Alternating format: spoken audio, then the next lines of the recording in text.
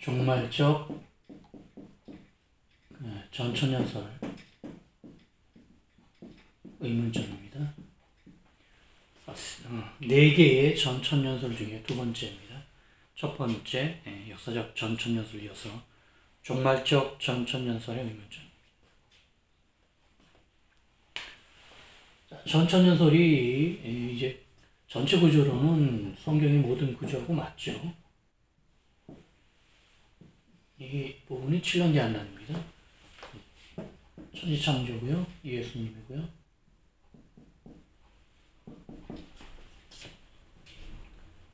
전환란, 후환란.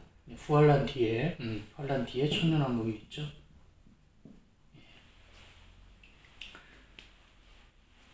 전천연설은 이제 끝에, 이 7년 대한란 끝이 재림이고, 재림 뒤에 천년왕국이 있어 천년왕국 전에 재림이 있으니까 전천연설입니다.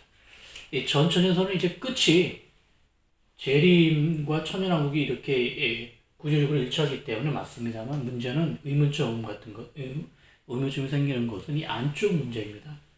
7년 대한란 안에서의 일정이나 이 내용의 해석에서 의문점이 나오는 것이고, 후천연설, 무천연설처럼 아예 이 천년왕국과 재림과의 그 위치 관계에서의 그 의문점은 없습니다. 더 세밀하게 들어가서 성경 전체 해석, 세밀한 해석에 대한 의문인 것이죠. 자, 이제 종말적 전천연설과 세대주의적 전천연설 두 가지가 남았는데요. 그리고 마지막으로 칠천년적 전천연설 이렇게 갈 것인데, 점점 세밀해지면서 7년 대한란 안쪽 내용으로 이제 깊숙이 들어갈 것입니다. 자, 종말적 전천연설도 역사적 전천연설처럼 이 환란의 시작점을 이제 계시록 8장으로 잡고 있습니다.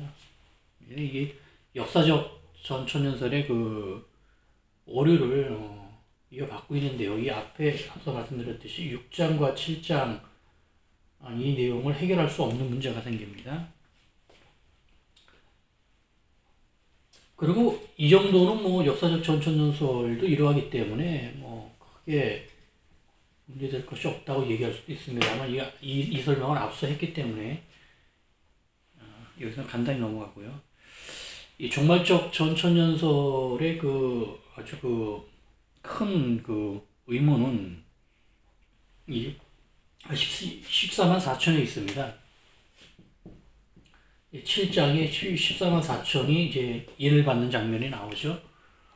물론 이렇게 8장부터 환란 시작이기 때문에 환란 전이라고 봐야 되는데, 문제는 그 시점도 문제지만 더 큰 문제는 이 14만 4천이 누구냐는 그 해석입니다. 역사적 전천연설은 이제 이 14만 4천을 교회라고 해석을 했는데, 이렇게 하면은 이 뒤에 추수와 관련된 이 끝부분에서 내용이 안 맞기 때문에 이들이 교회일 수 없다라고 설명을 드렸고요. 종말적 전천연설은 이제 14만 4천이 이제 그 7년 대한란을 준비한 예비한 종들이라고 이제 해석을 합니다. 이럴 수도 있죠.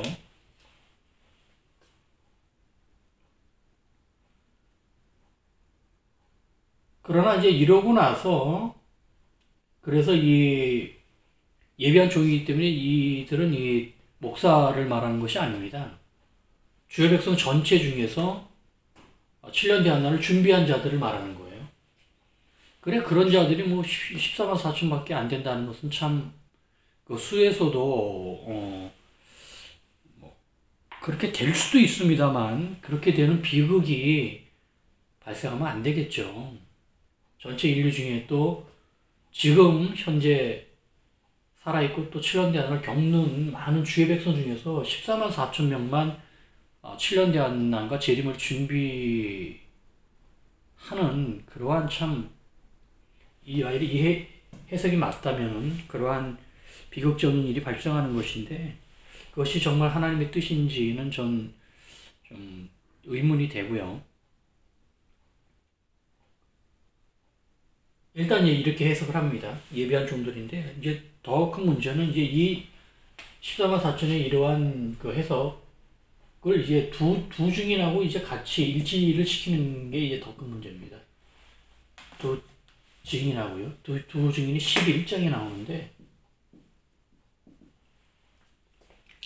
여기에서 이제 그 종말적 전천연설의 그 제일 큰 의문점은 여기에 있습니다. 이렇게 함으로써 이제 갖가지 문제들이 야기가 되면서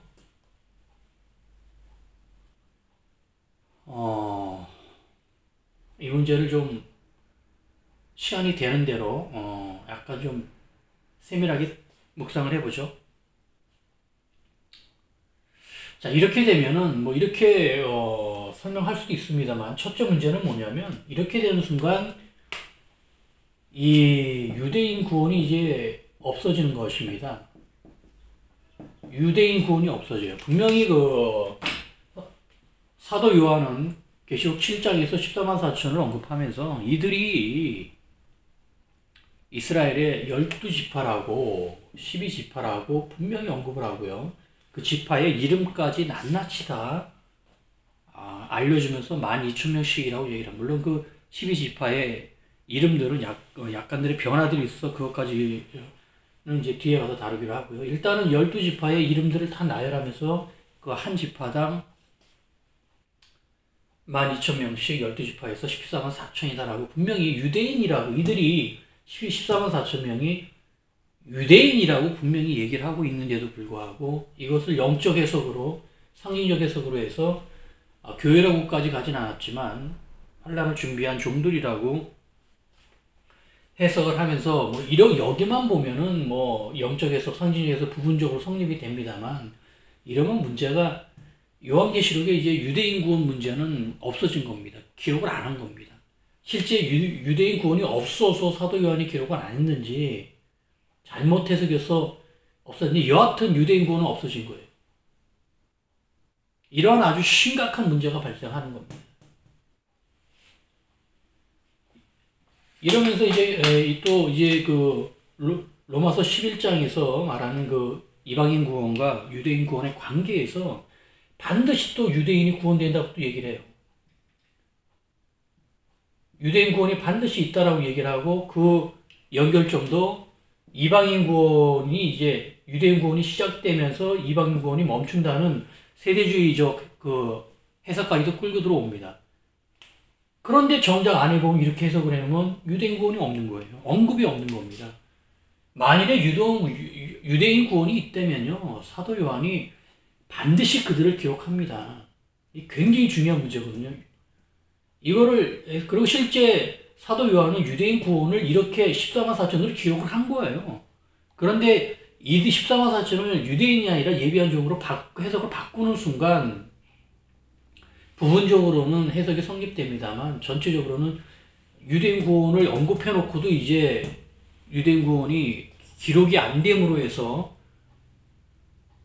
실질적으로는 없는, 유대인 구원이 없어지는 그러한 그 모순에 봉착을 하는 거죠. 앞뒤 얘기가 안 맞는 거죠. 이 얘기를 하려면 이 얘기를 아예 언급을 안 하던가 그렇게 해야 되는데, 지금 언급한 두 얘기가 반대 얘기, 있다 없다로 두 얘기를 같이 하기 때문에 도대체 있는 거냐 없는 거냐라고 얘기를 하면은 예 아니요가 둘 다 나오는, 문제가 예 아니요가 둘 다 나오는 예 아니요 답을 다 가지고 있는 문제가 있나요? 자체 안에서 이제 모순점이 발견되는 거죠. 실제 이 7년 대한날을 언급하고 그러면서 유대인 구원이 언급이 안 될 수가 없죠. 성경적 상식으로는 유대인 구원이 당연히 언급이 돼야 맞는데, 사도 요한이 기록한 것을 해석을 바꾸면서 이제 없어져 버린 거예요. 이렇게 되면은 그게 문제입니다. 또요, 이 문제뿐만 아니라 이런 심각한 문제뿐만 아니라 줄지어서 아주 심각한 문제들이 계속 나옵니다. 자, 지금 종말적 전천연설은요, 14만 4천이 두 증인이다라고 이제 해석을 합니다. 참 이런 해석도 참 힘들어요. 이게 어떻게 이렇게 말씀을 이렇게 봐서 연결시키기도 참 어려운데, 실제 요한계시록을 읽어보면서 14만 4천하고 두 증인이 같다라고 읽혀지기가 힘들거든요. 자, 두 증인이 11장에서 나옵니다. 11장에서 나오는데요. 자, 이 관계는 이제 복잡하지만 이제 하나씩 풀어가죠. 그러니까 만일에 두 증인이 이제 예비한 종들이 되면 이들이 이제 7년 대환난의 복음 전파의 주력이 됩니다. 그런데 이렇게 되는 순간 이 11장의 두 증인은 여기에 붙는 것이 아니라 여기에 붙는 게 되어버려요. 사역기간이 여기라는 겁니다. 왜냐하면 14만 4천이 이 환란의 시작이나 환란 전에 인침을 받기 때문에, 그리고 두 증인은 그 뒤에 여기다가 두 증인을 넣거든요. 두 증인이 후환란 사역이 아니라 전환란 사역으로 놓습니다. 이렇게 되면은 후환란 시작하면서 이제 그 두 증인의 사역이 끝나면서 두 증인이 후환란 끝에 무정에서 올라온 짐승들한테 죽음을 당하면서 3일반 뒤에 부활해서 승천하는 걸로 이제 두 증인이 끝나지 않습니까? 당연히 이제 그들이 이 두 증인에 대한 이 바로 이 14만 4천의 행적이다라고 이제 해석을 하는 건데, 자, 이렇게 되면 이제 어떤 문제가 생기면 이 후환란 복음 전파는 누가 하는 거예요, 이때?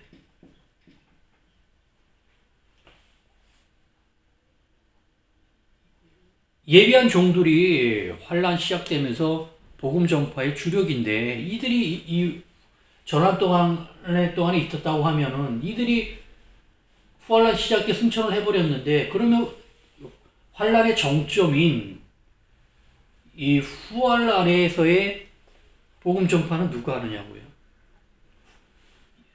요한계시록은 계속 재림 직전까지 복음 전파가 계속 일어난다고 기록을 하고 있는데, 이게 그냥 의문이 되어버립니다. 만일에 이들이 복음 전파라는 그 중요한 사명을 받았다면 끝까지 가야죠. 재림 때까지 이들이 어떠한 형식이든지 끝까지 가서 그 사역을 감당해야 마땅한 것이지, 내용이 지금 안 맞는 겁니다. 지금 계속 안 맞는 사람들, 사건의 전후 내용, 등장 인물들과 그들이 하는 역할들이 시점들하고 지금 계속 안 맞는 거예요. 또 하나는요, 이 14만 4천의 끝과 두 증인의 끝이 일치하지 않는 겁니다. 이들이 만일에 같다고 하면 그 끝이 같아야 되는데, 앞서 말씀드린 두 증인을 전환란에 놓게 되면은요, 이들이 1260일 동안 사역을 합니다. 예언 사역이나 능력 사역을 하죠. 그리고 죽은 뒤에 3일 반 뒤에 부활해서 승천을 합니다. 그러면서 두 증인의 사역이 끝나요. 그런데 만일에 이들이 14만 4천이라고 하면은 지금 14만 4천 명을 과연 이렇게 묘사를 했겠느냐고요. 물론 계속 순교가 있겠지만 마지막 가서 이 14만 4천의 그 완료 시점, 순교가 됐든지 사역의 완료 시점은 과연 이렇게 죽었다 부활해서 승천하는 걸로 이 예비한 정도를 이렇게 표현할 수가 있느냐는 겁니다. 즉, 두 증인의 끝과 14만 4천의 끝의 내용이 쉽게 일치가 안 되는 거예요. 만약 실제 14만 4천 예비한 종들이 그렇게 인침을 받고 전환란 동안에 여러 능력 사역이라든가 전도 사역을 했다고 하면은 그들의 끝을 이 죽음과 부활 승천으로 기록했을 것 같지는 않은 거예요. 이게 쉽게 매칭이 안 되는 겁니다, 이게. 또 14만 4천의 인원수하고 그거를 두 명의 선지자라는 것으로, 두 중에 선지자인데 이것을 좀 준비한 종들하고 선지자를 같이 내용이 같다 오게 일치시키기에는 이게 너무 이상하죠. 이것이 인원수의 차이도 너무 엄청날 뿐더러 아무리 상식적으로 좋게 생각을 해도 과연 이 정말 14만 4천 명이라는 이 엄청난 인원수를 두 명으로 묘사를 할 수 있느냐는 겁니다. 대응관계가 됐던 비유가 됐던 어떤 방식이 됐던 이런 표현 방법은 사실 성경에 이렇게까지 극단적인 표현 방법은 없거든요. 인원수가 많으면은 많은 것을 짐작하게 하는 그러한 축소는 하더라도 그렇게 표현하지 14만 4천 명이라는 이 엄청난 인원수를 단 두 명으로 대신해서 표현하는 예들이 없어요. 그 끝도 이상하고 표현의 방식도 이상하고 기간도 이상하고 자 계속 지금 이게 이렇게 되면은 문제가 발생하는 걸 얘기하는데 기간 얘기가 나왔으니까요. 자, 이제 두 증인부터 이제 요한계시록의 세 가지 패턴의 기간이 나오는데요. 그 11장입니다. 근데 이 두 증인을요, 흔히 전할란에 놓습니다. 지금 이거는 종말적 전천에서만 그런 게 아니에요. 두 증인을 이렇게 전할란에 놓으면은 놓고 싶어 합니다. 그런데 이것은 오류예요. 제가 분명히 말씀드리는데 이것은 실수한 겁니다, 이거.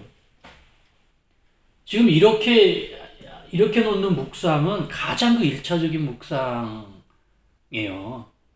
첫 번째 이렇게 놓고 싶어집니다. 왜냐하면 그게 제일 쉽기 때문에 그렇습니다.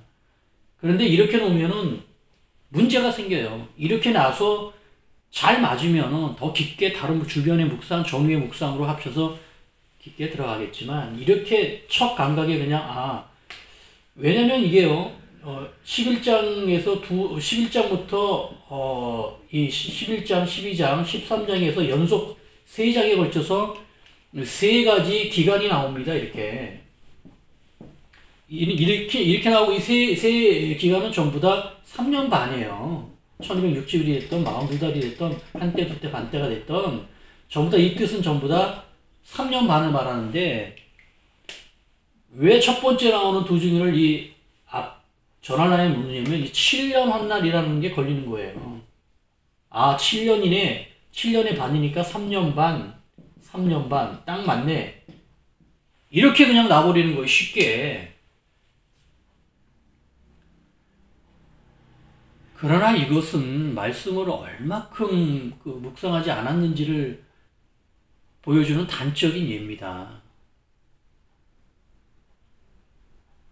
지금 이런 정도 묵상 정도로는 요한계시록을 풀 수가 없어요. 지금 그보다 훨씬 어려운 걸 풀어야 되는데 이런 초보적인 거에서 지금 이런 실수를 해가지고 이 두 증인을 전할란에 놔버리면은 그 뒤에 이거보다 10배 힘든 묵상 문제들은 어떻게 해결을 할 것인지 의문이고요. 이렇게 놓으면 이제 이런 문제가 생깁니다. 11장 이제 앞에다 놨어요. 두 증인. 그럼 12장에 여인과 용이 있고요. 13장에 두 짐승이 있는데 그럼 여기도 지금 동일하게 이렇게 되거든요. 전할란, 후할란이 이 해석을 하면은요. 여기 3년 반에서 도합 7년이 되는 겁니다. 그럼 7년이 꽉 찬 건데요.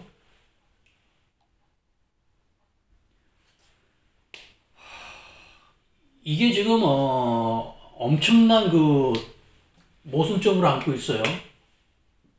그거를 설명드리기 전에 알아차리셔야 합니다, 여러분. 이렇게 3년 전할란, 후할란을 3년 반 나서 7년으로 꽉 채우면요. 마음에는 흡족할지 몰라도 이렇게 되는 순간 치명적인 문제가 발생해요. 정면으로 말씀과 충돌하는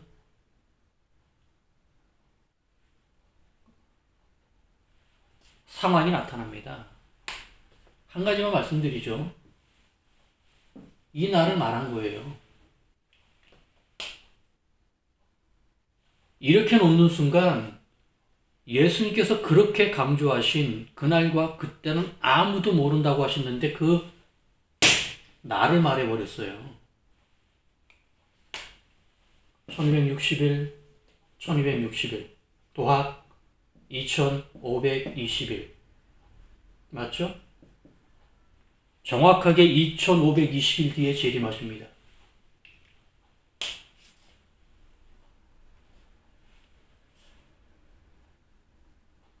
어떤 문제가 발생하는지 아시겠죠? 그날과 그때를 말하면 무조건 2단을 넘어서 뭐 완전히 3단, 4단 바로 십자가에 못 박을 것처럼 그렇게 길길이 뛰던 분들이 그날을 말해버렸어요. 정확한 날짜를 말한 겁니다, 지금. 후환란이 시작된 시점만 알면은 몇 월, 며칠, 몇 년, 몇 월, 며칠 재림인지 바로 알아버려요. 스스로 3단, 4단, 5단 되신 거예요. 기간을 이렇게 풀면 절대 안 됩니다. 물론 저는 아주 기간 한 가지에서의 모습만 지금 알려드린 거고요. 이렇게 놔버리면은 기간뿐만 아니라 너무나 많은 문제하고 안 맞아버려서 그건 뒤에 제 해석을 풀면서 세부적으로 말씀드릴 텐데 한두 가지가 안 맞는 게 아닙니다. 그 중에 그날을 말한 이거는 아주 치명적인 모순이죠. 절대 이렇게 풀면 안 된다는 겁니다. 이것을 인정하셨다고 하면은 여러분은 이후 절대 요한계시록 풀 때 두 증인을 전할란에 놓지 마십시오. 그리고 무조건 두 증인을 전할란에 놓는 해석은 들춰보지 마세요. 그날과 그때 말한 거니까 뭐 시한부족말론으로 매도를 하던 어떤 식으로 매도를 하던 그 뒷얘기들, 뒷해석들은 볼 필요도 없다고 저는 생각하고요.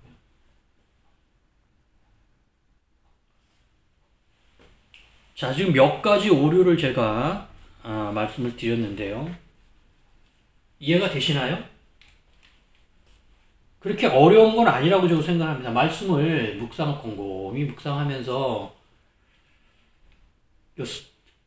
상황들을 7년 대한날 상황들을 그려보면서 머리에 그려보면서 주님께 기도하면서 성령의 도우심을 조명하심을 기도하면서 주님 바라보면서 계시록을 읽고 성경 전체를 읽다 보면은 이것들이 이렇게 놓으면은 뭔가 불편하고 마음이 편하지 않고 그게 느껴져요. 그리고 조금 더 묵상하면 왜 그런지를 알게 됩니다. 지금 14만 4천과 두 증인을 같이 놔버리면은 지금 몇 가지 지금 제가 중요한 것들만 슬쩍슬쩍 말씀드리고 가는데요. 이 정도 지금 문제가 있다고 하면은 또 이것을 인식했다고 하면은 절대 이렇게 해석하지 않을 것입니다.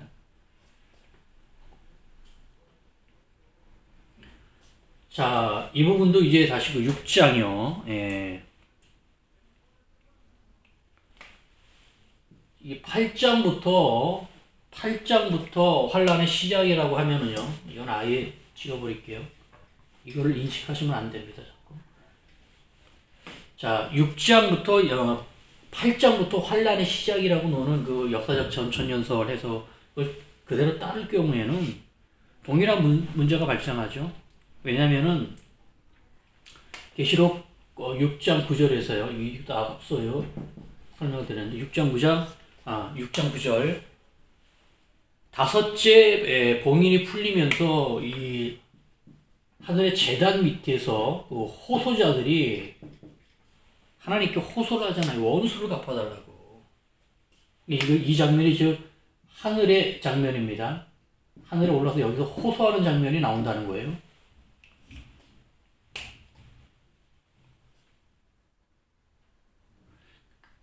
이렇게 되는데 지금 이들은 즉 순교자들이 분명한데 이제 승천을 해서 하늘 보좌에서 하나님께 호소를 하는 장면이죠.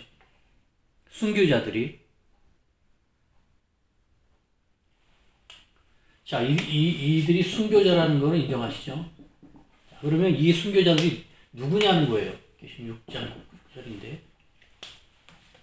이 순교자들이 누구냐는 겁니다. 자, 지금요. 환란은 여기서 시작된다니까요.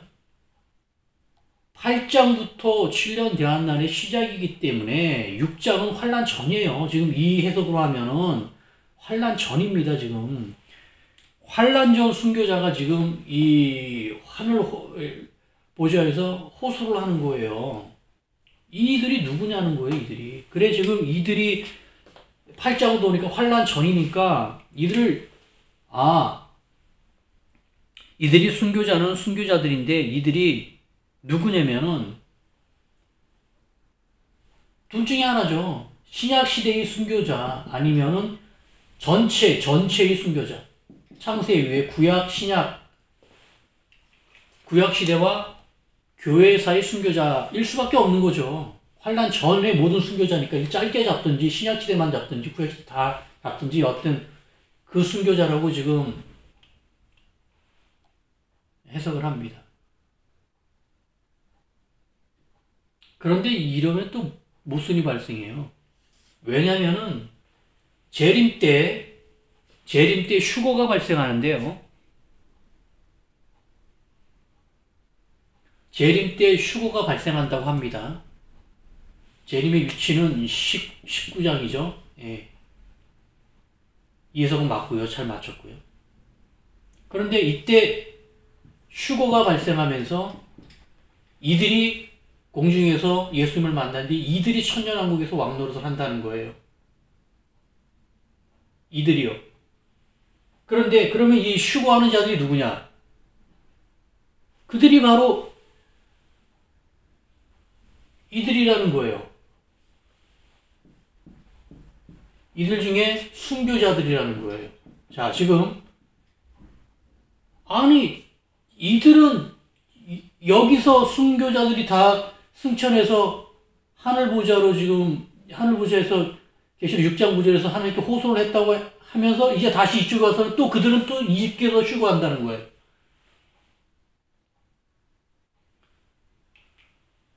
자, 지금 이게 얘기가 해석이 왔다 갔다 하고 있는 겁니다. 여기 때는 여기 순교자라고 얘기했던 동일한 순교자가 이때 끝에 와서는 다시 또 그들이 이때 휴거한다. 이때 순교한 자들이 어떻게 또 이때 또 휴거를 합니까? 모순점을 아시겠죠? 지금 이게 왜 얘기가 해석이 왔다 갔다 하냐면 그 앞서 말씀드렸던 계시록 20장 4절 때문에 그래요. 여기 분명해서 천년왕국에서 왕노릇하는 자들을 분명히 알려주는 게 계시록 20장 4절인데 이때가 첫 번째가 목배인 자라 그랬잖아요. 두 번째가 경배와 666을 거부한 자예요. 이들만이 천년왕국에서 왕노릇을 합니다. 그런데 목배인 자들은 이 환란에 들어가서 순교한 자들이라고 보면 되니까 그렇게 해석할 수 있고요. 이 앞서 볼게요. 2번으로 보면은 666 거부자 경배자들은 이번은 후환란 시작부터 666이 시행되기 때문에 이쪽으로 보는 거 이렇게 이들이라고 보는 거예요. 근데 이들이 2번이죠. 그러면 1번은 누구냐? 목배인 자들. 목배인 자들이 바로 이 순교자라고 지금 얘기를 했던 거예요. 앞서. 근데 그들이 다시 이때 또 나오는 거예요. 휴거 때 다시 나오는 겁니다. 왜냐면 이들만이 왕노릇하기 때문에 휴거한 자들이고 왕노릇하잖아요. 그러니까 이 휴거자들 조건이 이 두 조건하고 똑같은 겁니다. 그러니까 이들이 666 거부자는 될 수 없고요. 이 666 거부자는 요 시점에만 한정된 조건을 갖춘 그 합당한 자이기 때문에 이 뒤에는 이 설명이 안 되니까 목배인 자밖에 없는 거예요. 구약 신약 때의 구원자 중에서 순교한 자들, 목배인 자들만 휴거해서 천년왕국 왕노릇 한다라고 해석을 한 거예요. 이렇게 해놓으니까 여기하고 안 맞는 거예요, 이제. 환란 전에 이미 그들을 썼거든요. 6장 9절에서의 이 호소자들 바로 순교자들이라고 써놓고 뒤에 또 그 문제가 이 조건을 또 맞추려니까 그들을 또 다시 이제 끄집어 내려서 다시 쓰는 거예요.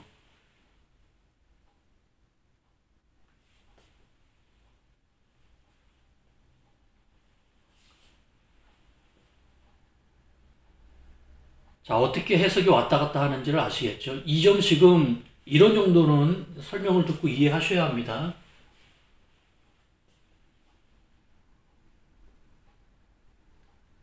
계시록이 이 정도 이상으로 깊게 들어갑니다. 그러지 않으면 안 풀려요. 이게 훨씬 면밀하게 봐야 되는데 이거를 계시록을 상당 기간 연구를 하지 않으면 지금 무슨 얘기를 하는지 모르는 내용이어서 이것은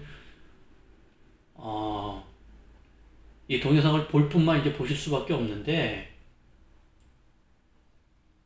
이게 말이 안 된다는 거를 본문을 읽으시면서 알 수는 어렵지만 강의를 설명을 들으시면서는 이게 말이 안 되는구나 라는 거를 알아차셔야 되는 그것도 모른다고 하면은 계시록을 다시 몇 번 더 읽으시고 들으셔야 됩니다.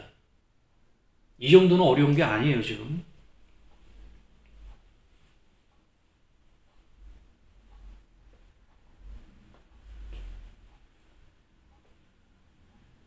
자, 지금요, 이게, 지금 이렇게 되니까 또 이제 막 이들을 환란 앞에, 환란 뭐 직전이 됐든지 뭐, 그, 13호 사건이 인침을 받고 금방이니까요. 가까운 거리에 있으니까. 인침을 받고 이게 순전 어떤 자들이라고 얘기를 하려고 하는데, 지금 시점이나 환란의 시작 시점이나 내용들을 지금 잘못 해석을 하니까, 거리가 멀리 떨어져 있는 얘기지만은 전체를 맞춰보면은 안 맞는 얘기가 그냥 나와버립니다. 누가 시나리오를 써도 이렇게 쓸 수가 없고요. 그게 또 현실에서 나타나는 건데 이런 모순점들이 계속 나타날 수밖에 없어요. 깊게 묵상할수록 계속 끊임없이 나타납니다.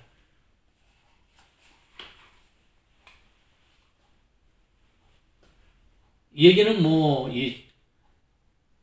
제가 의문의 해석들을 공격하기 위해서 이거를 끄집어내는 것이 목적이 아니기 때문에 이러이러한 문제점만 제기를 하고 넘어가겠습니다. 그래 이제 이 종말적 전천전설의 그 특징은 이 삽경이라는 것을 쓰는데요.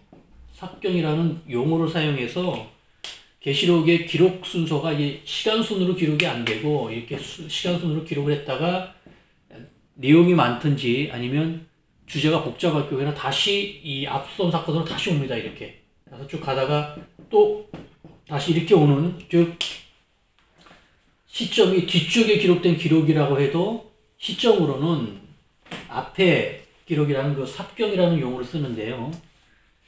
이게 굉장히 위험한 해석이고요. 이렇게 되니까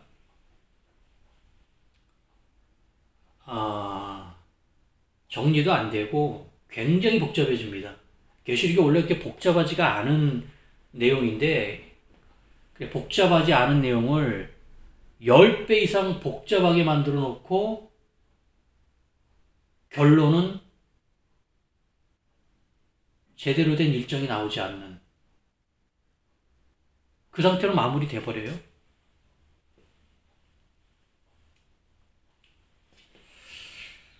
자, 지금요, 좀 약간 어려운 문제로 갔는데 이 뜻을 아시겠죠? 모순이죠? 계속 확인해 보겠습니다.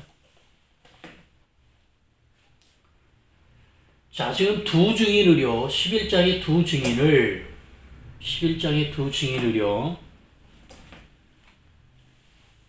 11장의 두 증인을 전환란에 놓는 것을 보수를 하고 있는데,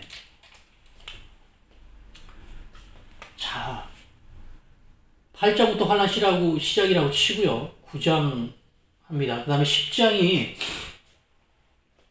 이 11장이 두 증인인데, 이 10장은 두 증인을 준비하는 장이에요. 작은 두루마리 그 예언의 말씀을 받고 그 예언한 것이 이제 두 선지자가 예언 사역을 하기 때문에 10장은 11장부터 저는 후환란 시작이라고 보는데 10장과 11장은 붙어 있습니다. 그래 이들 이를 후환란에 놓던 전환란에 시작된 어떤 10장과 11장이 항상 붙어 다닐 수밖에 없는데 만일에 11장의 두 증인을 이 전환란에 놓으면요 10장도 따라 붙는 거예요 이렇게. 그렇죠? 이것에는 문제가 없죠. 다 인정하시죠? 설마 10장과 11장을 분리할 수는 없는 겁니다. 이것은.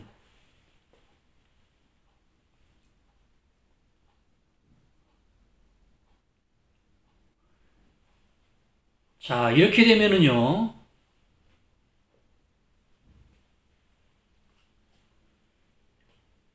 여러 가지 문제가 발생합니다. 내용 안으로 좀 들어갈 텐데. 일단 먼저는 1260일이라는 기간이 맞지 않는다. 재림의 날을 말하는 치명적인 오류를 좀 안고 있었다는 거. 거기서 이미 이것은 다 깨져버렸습니다. 그 다음 얘기는 사실 더 할 필요도 없는 건데 지금 하고 있는 건데요.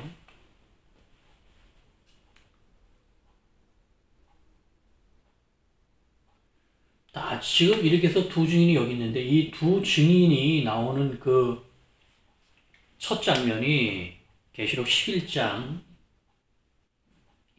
거기에 분명히 거룩한 성을 42달 동안 짓밟으리라 하면서 근데 이 내용 거룩한 성 42달 동안 거룩한 성을 짓밟으리라는 이 내용 즉 두 증인의 시작대의 표현이에요. 이 내용은 바로 예수님께서 종말 예언 때 이 말씀을 하시는데 그 시점이 어디냐면 전환란이 시작되는 시점이 아니라 후환란이 시작되는 시점이었어요. 예수님의 종말 예언으로는 누가복음 21장 20절인데요. 너무나 잘 알고 예루살렘이 군대들의 에워싸일 때 너희는 그냥 산으로 도망치라는 거 아니에요. 이때가 바로 거룩한 성이 짓밟히기 시작한 때예요. 즉 예수님은 두 증인의 시작점이라고 사도 요한이 표현을 한 그 내용을 전환란의 시작이 아닌 후환란의 시작이라고 예수님은 말씀하시는 겁니다.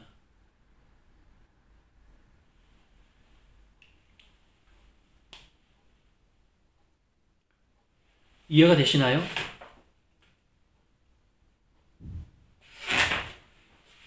자, 지금요, 이게, 7년 환난 기록하고요, 계시록 기록하고, 예수님의 종말 예언 기록하고, 다니엘서 이 기록은요, 지금 많은 분들이 이제 워낙 많이 오류가 나타나고 실수가 나타나서, 이걸 전체가 다 맞을 수는 없다, 맞추면 안 된다, 맞을 리가 없다,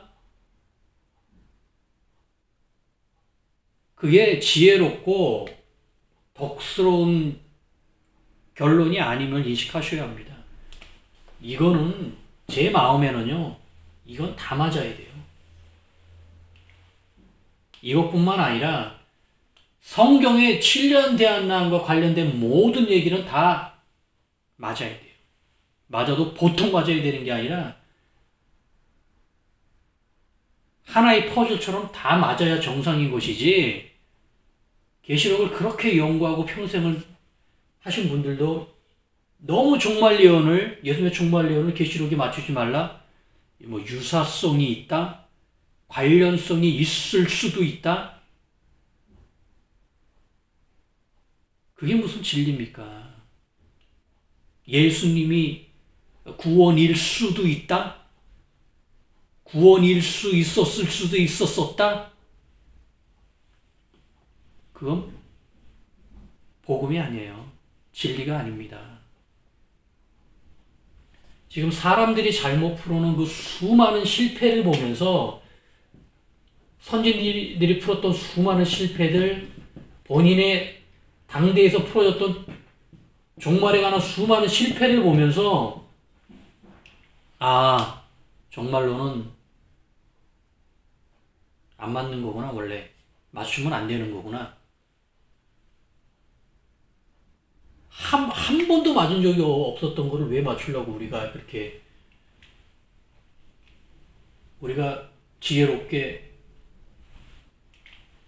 다 벌려놓고 지혜롭게 다 열어놓고 지혜롭게, 그건 지혜가 아니에요. 성경이 말하는 지혜는 그런 지혜 없습니다. 성경이 진짜 진리라면은 예수님의 종말 말씀이나 다니엘의 예언이나 계시록의 예언이나 바울의 선포나 창세기의 모든 사건들이나 다 맞아야죠. 예외 없이 다 맞아야 돼요. 예외 없이 100% 다 맞아야 이게 진리인 거지. 뭐 관련성이 있을 수도 있다, 유사성이 있을 수도, 그건 스스로 성경이 진리가 아니라고 얘기하는 겁니다.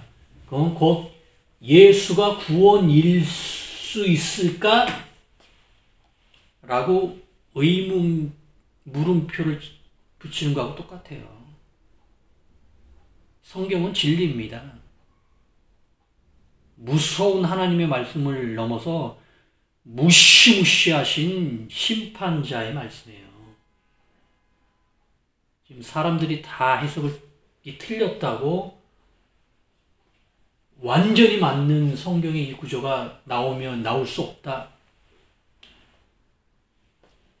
그 착각입니다. 여러분 다 확인하시고 낱낱이 다 들으실 겁니다.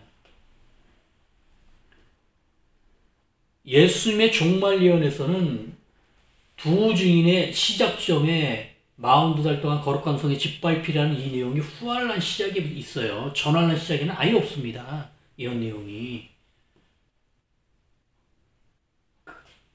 그 얘기는 뭐예요? 두 증인이 후활란 사역이라는 뜻 아닙니까?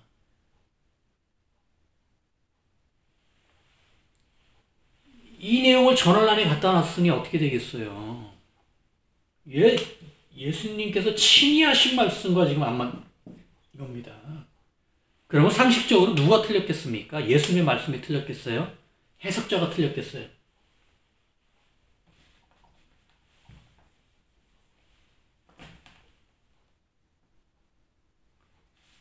이것도 여러분이 스스로 어렵지 않은 문제니까 분별을 하시고요.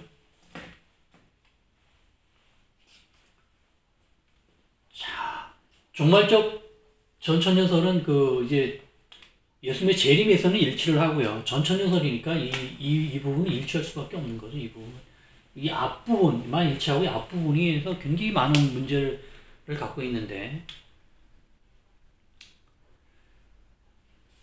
그 첫 번째 제가 이제 그 두 증인과 14만 4천의 관계를 먼저 말씀드렸고요. 또 순교자의 문제가 또 있고요. 또 큰 문제는 이 출세 문제입니다. 계시록 14장에 빨리 지울게요. 안 맞는 위치에서. 자, 계시록 14장에 굉장히 중요한 추수가 나옵니다. 추수가 나와요.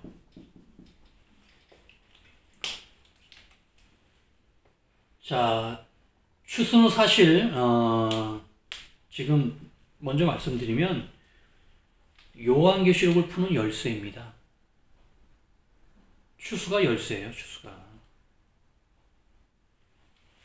요한계시록은 추수가 무엇이냐라고 묻고 그 답변만 들으면은 바로 이 사람이 풀었는지 안 풀었는지 알 수 있습니다.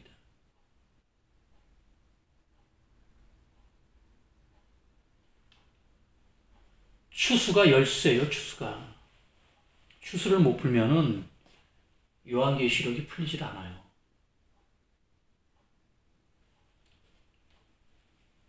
이 세세한 얘기를 여기서 다 좀 할 수 없고요. 뒤에 가서 제 해석을 하면서 또 추수로 바로 들어가서 쭉 할 텐데, 지금 이제 종말적 전천년설에 관련돼서만 가능한 짧게 말씀을 드리겠죠. 자, 계시록의 추수는요, 14장 후반에 나옵니다. 이때 추수가 나와요. 그리고 예수님의 재림은 19장에 있습니다. 그런데 종말적 전천년설은요, 이 두 사건이 같이 동시에 일어난다고 생각을 합니다. 추수와 재림이 같은 시점이라는 거예요. 이 해석으로 따지면은 엄청난 사건이 지금 발생한 겁니다. 14, 15, 16, 17, 18이 있는데 19가 다시 일로 온 거예요. 19장이 다시 이쪽으로 이것이 같은 시점이 되어버린 거예요. 엄청난 분량이죠. 지금 이 계시록 분량에서 이게 같은 시점이라고 하면 약간의 거리 차이가 있는 건 이해를 합니다. 한 장이나 두 장 정도 차이. 이건 5장이나 차이가 나는 그 엄청나게 간격이 벌어져 있는 차이인데 이걸 같은 시점으로 놓는단 말이에요.